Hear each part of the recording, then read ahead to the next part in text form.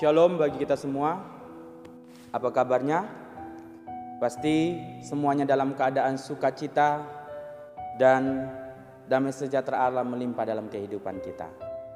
Sebelum kita merenungkan kebenaran firman Tuhan, mari kita berdoa. Segala hormat dan kemuliaan hanya bagi-Mu Tuhan. Engkau Bapa yang kami kenal adalah Allah yang selalu memberikan kekuatan, memberikan damai sejahtera, memberikan perlindungan bagi kami. Di dalam kesesakan kami, Engkau selalu hadir bagi kami. Dan layaklah Tuhan, kami memuji-Mu. Layaklah kami mengagungkan Engkau Tuhan. Dan kami mengakui bahwa Engkau Allah, Tuhan yang berkuasa di atas segala sesuatunya. Dan hari ini Tuhan, kami rindu lagi mengalami berkat daripada firman Tuhan. Karena firman Tuhan-Mu yang meneguhkan, yang menyegarkan hati kami, yang memberikan ketenangan bagi kami di dalam kami menjalani hidup kami. Hamba-Mu yang penuh dengan keterbatasan ini, pakailah hamba, urapilah hamba. Biar setiap perkataan demi perkataan yang keluar dari mulut bibir hamba adalah perkataan daripada Tuhan sendiri. Di dalam nama Tuhan Yesus Kristus kami berdoa. Amin. Ya, mari kita membuka Alkitab kita di dalam Kisah Para Rasul yang ke-16 ayat 25 sampai dengan 26. Kisah Para Rasul 16 ayat 15 sampai dengan ayat 25 sampai 26. Demikianlah firman Tuhan. Tetapi kira-kira di tengah malam Paulus dan Silas berdoa dan menyanyikan puji-pujian kepada Allah, dan orang-orang hukuman lain mendengarkannya. Akan tetapi terjadilah gempa bumi yang hebat sehingga sendi-sendi penjara itu goyah, dan seketika itu juga terbukalah semua pintu dan terlepaslah belenggu mereka semua. Ya, berbahagialah kita yang membaca dan merenungkan kebenaran firman Tuhan. Dan orang yang paling bahagia ialah orang yang melakukan kebenaran firman itu di dalam kehidupannya sehari-hari. Tema renungan kita berbicara tentang pujian membawa kemenangan. Pujian membawa kemenangan. Puji-pujian merupakan hal yang sangat terpenting bagi kita semua orang percaya. Karena puji-pujian itu sangat memiliki pengaruh di dalam kehidupan kita. Bahkan puji-pujian itu harus menjadi ciri khas anak-anak Tuhan. Kalau kita baca di dalam Efesus yang ke-1 ayat yang ke-1 sampai dengan 13, saya akan membaca ayat 14, demikianlah firman Tuhan. Efesus 1 ayat 14, dan Roh Kudus itu adalah jaminan bagi kita sampai kita memperoleh seluruhnya, yaitu penebusan yang menjadikan kita milik Allah untuk memuji kemuliaannya. Ini mengajarkan kita bahwa bagaimana puji-pujian itu harus menjadi ciri khas orang-orang percaya. Orang yang mengaku Yesus sebagai Tuhan berarti di dalam dirinya senantiasa memuji Tuhan. Dan puji-pujian itu harus menjadi gaya hidup orang percaya. Puji-pujian bukan hanya sekedar media atau hiburan untuk pengungkapan perasaan, emosi kita, sukacita kita. Tetapi puji-pujian ini sangat bermanfaat atau sangat berguna di dalam setiap ibadah kita. Dan puji-pujian bukan hanya sekedar dimainkan atau dinaikkan di dalam ibadah saja.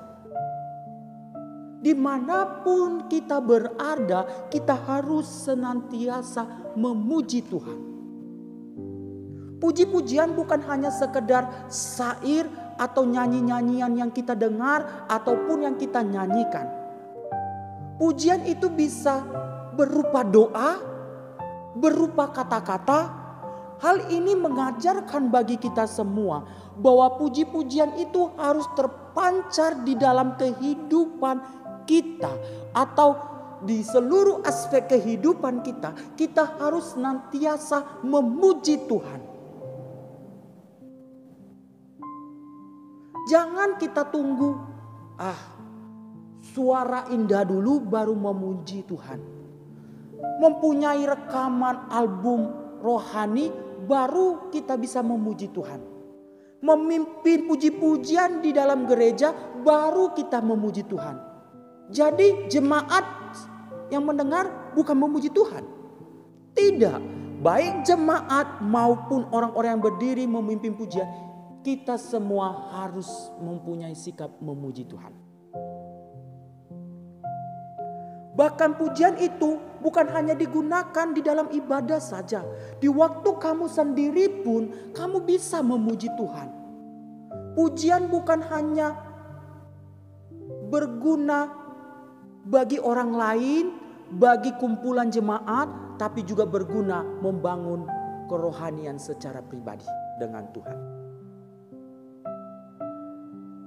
Banyak kata asli puji-pujian. Saya mengambil 3 saja.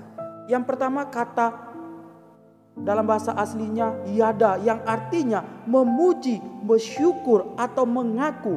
Yang kedua zamar, menaikkan puji-pujian. Yang ketiga itu bicara tentang halal, dari akar kata haleluya, yang artinya memuji, menghormati atau menghargai. Ini menunjukkan berarti ketika kita memuji Tuhan berarti kita sedang menghormati Tuhan, berarti kita sedang mengagungkan Tuhan kita. Baik suaramu bagus, baik suaramu cempreng, ketika engkau memuji Tuhan berarti kau sedang memberikan penghormatan kepada Allah. Bukan berarti dia kurang hormat. Tidak, walaupun saya dan engkau tidak memuji Tuhan, dia tetap Allah yang terhormat. Dan puji-pujian bukan dinaikkan di waktu engkau dan saya mengalami sukacita, mengalami berkat, baru engkau memuji Tuhan. Tidak. Tuhan mengajarkan kita di dalam segala aspek kehidupan kita, kita harus senantiasa memuji Tuhan. Dalam keadaan sedih pun, dalam hatimu yang susah pun, engkau harus memuji Tuhan. Kalau kita baca di dalam Samuel, bagaimana kisah seorang Hana, orang tua daripada Samuel. Pada waktu itu Samuel atau ibunya Samuel, Hana, mengalami suatu penghinaan daripada Pinena, istri kedua daripada Elkana. Di mana Hana dihina selalu karena ia tidak mempunyai keturunan. Dan membuat hatinya begitu sedih. Tapi Hana tidak pernah untuk menyalahkan Tuhan. Dan Hana tidak berhenti sampai di situ saja untuk menyembah Tuhan. Dia pergi di bait Allah. Dia menaikkan puji-pujian kepada Allah. Dia sembah Allah. Maka ketika dia menyembah Tuhan, ketika menaikkan puji-pujian, ada kekuatan yang dialami, yang dirasakan oleh Hana sendiri. Dan dari kisah teks yang kita baca ini, kisah yang sangat menarik. Bagaimana 2 tokoh yang sedang menjalankan misi, yaitu di kota Filipi, yaitu Silas dan Paulus. Di dalam pemberitaannya di Filipi, bukan mereka berdua memberitakan Injil dengan mulusnya. Tidak.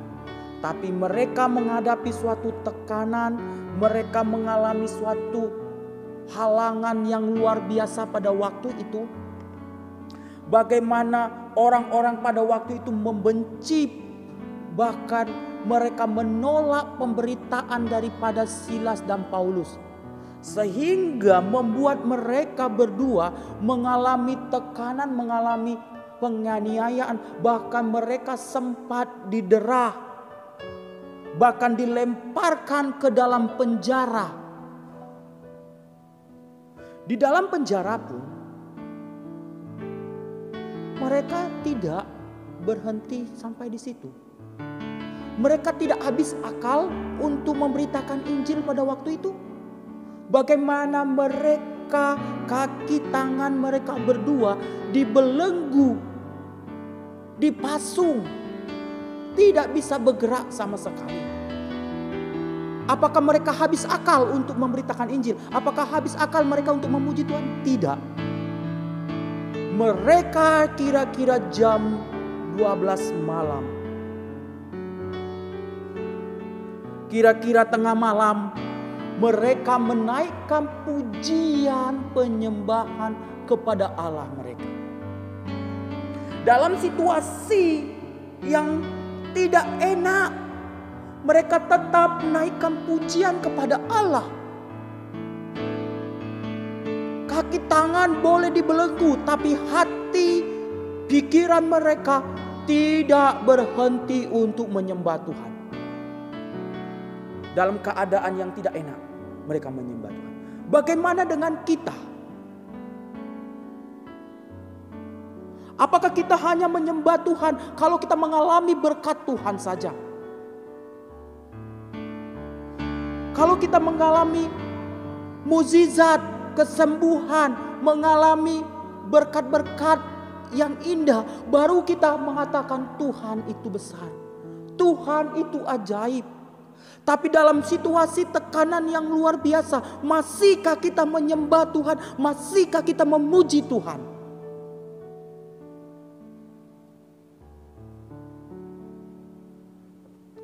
Hal ini mengingatkan kita dan mengajarkan kita semua sebagai orang-orang percaya. Memuji Tuhan tidak hanya dibatasi oleh situasi, tidak dibatasi oleh keadaan. Baik engkau senang, baik engkau sedih, baik engkau merasakan sukacita, haruslah senantiasa memuji Tuhan. Bagaimana keadaan Hana tadi, bagaimana keadaan Silas dan Paulus, mereka terbelenggu di penjara dalam keadaan gelap, tapi tidak berhenti mereka untuk menyembah Tuhan. Jangan kita mengatakan suaraku kurang bagus, aku tidak pintar merangkai kata-kata. Bagaimana aku bisa memuji Tuhan? Banyak cara kita untuk memuji Tuhan. Cara kita memuji Tuhan bisa dengan Alkitab katakan di dalam Samuel, bagaimana kita bisa menggunakan alat musik. Bahkan kita memuji Tuhan bisa dengan bermazmur. Kalau kita baca di dalam Mazmur 149 ayat 3, dikatakan kita boleh memuji Tuhan dengan bermazmur. Kita boleh juga memuji Tuhan dengan menari. Banyak cara kita untuk memuji Tuhan. Paulus dan Silas, bagaimana mereka? Kaki tangan dibelenggu, tapi mulut mereka tidak pernah berhenti untuk memuji Tuhan.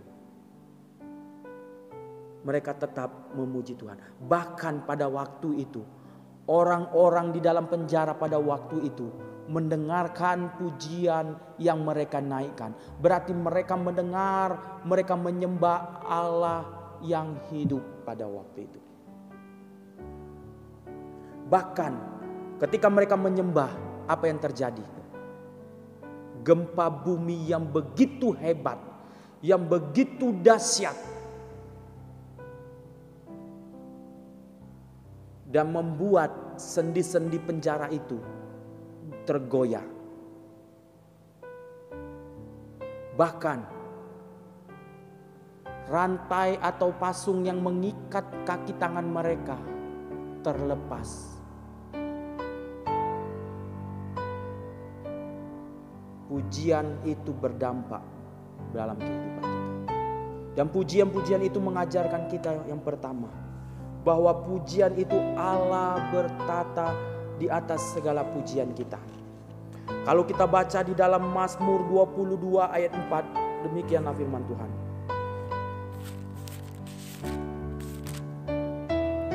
Mazmur 22 ayat 4, demikianlah firman Tuhan.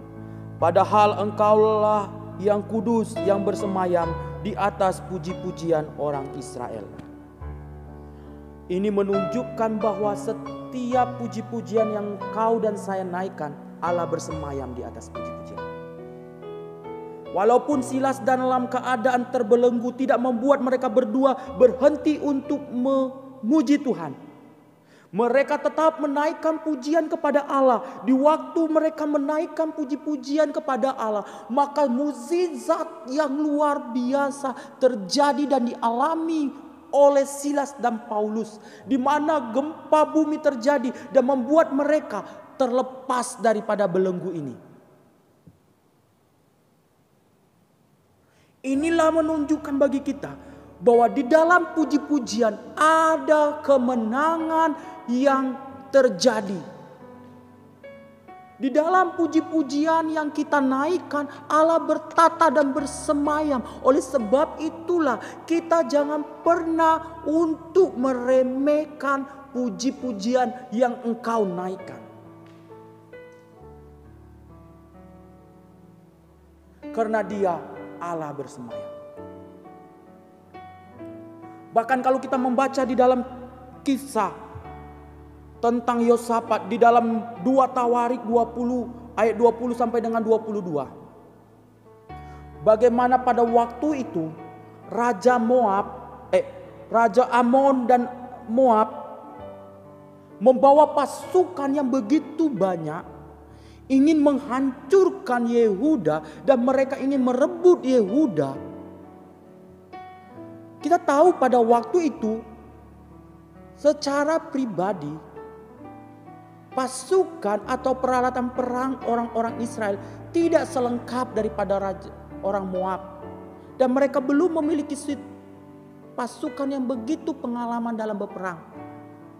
Pasukan yang mereka hadapi pasukan yang begitu banyak. Tapi keesokan harinya, kalau kita baca di ayat tersebut, bagaimana Raja Yosafat berdiri di tengah-tengah penduduk Yerusalem, berdiri di tengah-tengah penduduk Yehuda. Dia berkata kepada orang-orang yang ada di situ dan kepada semua pelayan-pelayan raja untuk mereka menaikkan namanya pujian penyembahan kepada Allah. Ketika waktu mereka menaikkan pujian kepada Allah, maka Allah sendirilah yang turun tangan, bahkan menyerahkan orang-orang Moab, orang-orang Amon ke tangan mereka. Begitu banyak pasukan yang menyerang orang Israel, mati total. Mereka menjadi bangkai. Dan Alkitab tidak mencatat satupun bahwa orang-orang atau pasukan Israel mati satupun. Tapi pujian yang mereka naikkan, Allah berkenan. Dan pujian yang mereka naikkan, Allah bersemayam di atas pujian. Dan mereka memperoleh kemenangan yang luar biasa karena mereka memuji Tuhan. Oleh sebab itulah, pujilah Tuhan dengan hati yang tulus. Pujilah Tuhan dengan hati yang murni. Ketika engkau dan saya memuji Tuhan dengan hati yang murni, maka engkau akan diberikan kekuatan. Engkau akan mengalami suatu mukjizat demi mukjizat. Kalau kita baca dari teks ini, Silas dan Paulus memuji Tuhan, dan Allah berkuasa di atas puji-pujian yang mereka naikkan. Mungkin engkau tidak mempunyai suara yang bagus untuk memuji Tuhan. Engkau bisa bermazmur. Karena di dalam mazmur Allah pun berkata. Mungkin engkau tidak bisa bermain musik ataupun dengan cara yang lain. Banyak cara untuk kita memuji Tuhan. Bisa juga kita berdoa. Karena di dalam doa ada pujian. Di dalam pujian ada doa. Dan di dalam doa kita Allah berkuasa. Di dalam pujian kita Allah berkuasa. Karena Allah bersemayam di atas setiap pujian kita. Yang kedua, pujian itu mengajarkan kita bahwa pujian ekspresi daripada iman kita. Walaupun keadaan Paulus dan Silas ditekan dan mereka dimasukkan di dalam penjara, tidak membuat mereka takut. Tidak membuat mereka berhenti sampai di situ saja untuk memberitakan Injil. Bahkan dikatakan bahwa di tengah malam mereka tetap memuji Tuhan. Mereka tetap mengekspresikan iman mereka melalui pujian yang mereka naikkan. Ketika engkau memuji Tuhan, berarti engkau dan saya sedang masuk dalam hadirat-Nya. Ketika engkau memuji Tuhan, berarti kita sedang mengekspresikan iman kita kepada Tuhan. Kaki tangan Paulus dan Silas boleh terbelenggu, tapi hatinya, mulutnya, pikirannya tidak terbelenggu. Ia tetap nyatakan imannya melalui pujian yang mereka naikkan. Ketika mereka memuji Tuhan, mukjizat terjadi. Kemenangan terjadi. Itulah iman yang mereka naikkan. Ketika engkau memuji Tuhan, bukan berarti dia Allah kurang layak disembah. Tidak, dia memang layak menerima pujian penyembahan engkau.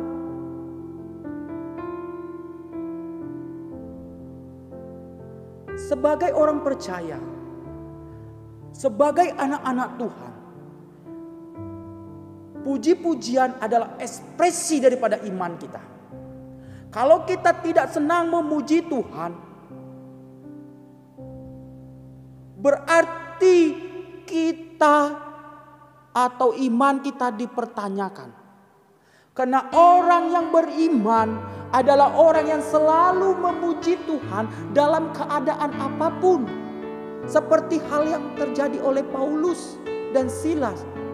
Mereka mengekspresikan imannya melalui pujian. Jadi pujian harus menjadi bagian dari diri kita. Karena pujian itu daripada iman kita. Yang terakhir, pujian itu mengajarkan kita bahwa pujian membawa suatu perubahan. Kalau kita melihat bagaimana perubahan yang terjadi di dalam kehidupan ini. Tadinya mereka terbelenggu. Dan semua orang terbelenggu pada waktu itu. Tapi ketika pujian dinaikkan, maka mereka mengalami mukjizat yang luar biasa. Akhirnya di dalam penjara pun, di mana Paulus sempat memberitakan Injil kepada kepala penjara.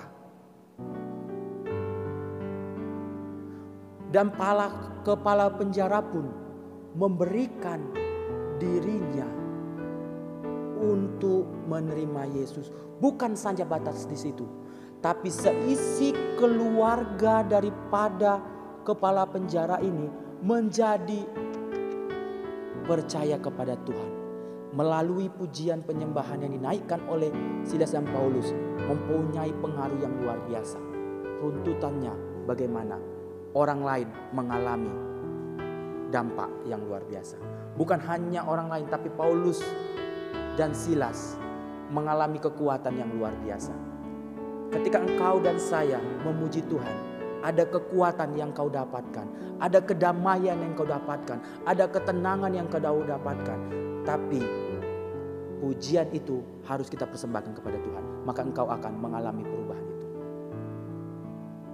Bahkan kalau kita lihat contoh lagi tentang kisah bagaimana di dalam 1 Samuel 16 ayat 17 sampai 23. Pada waktu itu Raja Saul, di mana ia dimasuki oleh roh jahat, sehingga orang-orang di istana memanggil seorang Daud.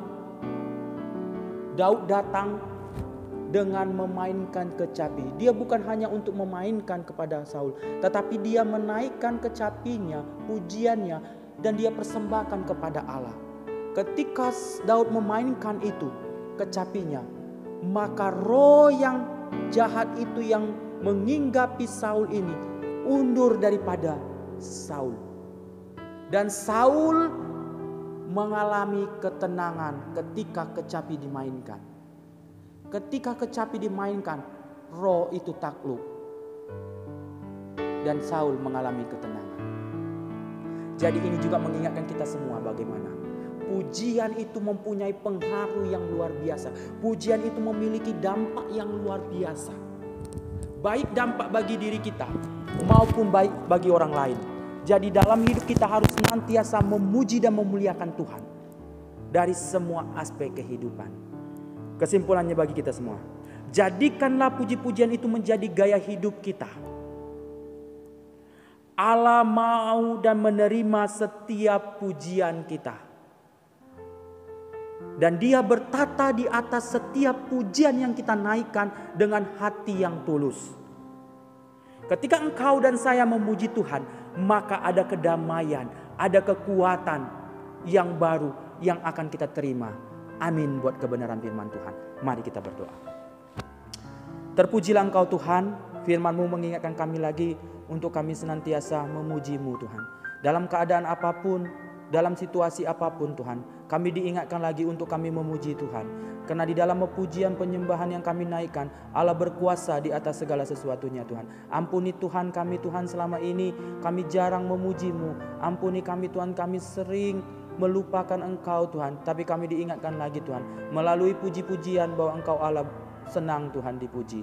Di dalam nama Tuhan Yesus Kristus kami boleh menjadi pelaku-pelaku firman-Mu. Di dalam-Mu kami berdoa. Amin.